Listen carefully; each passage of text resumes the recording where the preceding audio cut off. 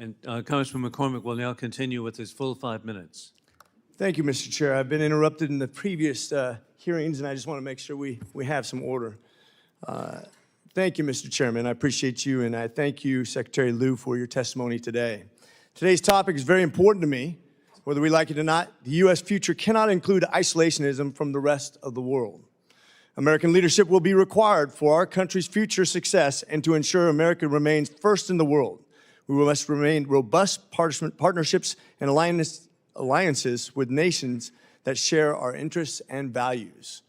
As nations like China and Russia and violent extremist organizations threaten global stability, it is critical for U.S. interests for South Central Asia countries such as Pakistan and India to continue developing stable and transparent democracies. That's why I introduced House Resolution 901 with my esteemed colleague from Michigan, Representative Dan Kildee. The resolution affirms U.S. support for democracy and human rights in Pakistan. I'm looking forward to H.Res. 901's consideration later this afternoon as the House Foreign Affairs Committee marks it up. As I am sure you're aware, Pakistan recently conducted the largest election in its history, but these were unfortunately marred by allegations of fraudulent activity and electoral violence. Watchdog groups raised the alarm over reports of political repression, suspension of interest access on Election Day, delays in election results, and more. Currently, the Election Commission of Pakistan is reviewing many of the election results in individual parliamentary constituencies, and the Pakistani judicial system is investigating and adjudicating irregularities. In fact, the ambassador from Pakistan came to my office yesterday and talked about what they were going to try to do to mitigate these problems. With all this being said, there must be full, credible, and independent audit of these election results. Secretary Liu, do you think and the State Department have confidence in Pakistan's judicial process and its ability to adjudicate claims of wrongdoing? Thank you, Representative McCormick. If I might, just before I answer that question, just say a word about protests. We have just tremendous respect for the Pakistani-American community. We pride ourselves in the State Department and in my office about talking to Pakistani Americans because they are the people in our vast country who care the most about this relationship. They have something genuine to offer because of their deep knowledge and the deep concern they have of the future of the country. And so I want to join the voices of this committee to say how important their involvement is, how much we respect them. We try to listen to them at every opportunity.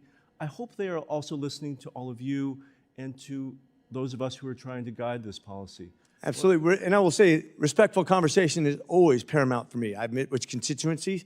I have people who've come here from all over the United States that I've met with in my own district on this topic. There is a time and a place for everyone to speak, and that's order. That's something that we worked hard for. One of the things that I have faced over these last 2 years is some of these allegations, unfounded allegations, have resulted in regular death threats against me, threats against my family, involvement of local police.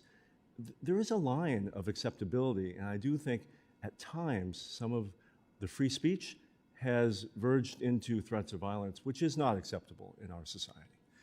Sir, if I could answer your important question. The Election Commission of Pakistan in past elections has rerun elections where there have been a finding of electoral abuse. We have seen that over and over.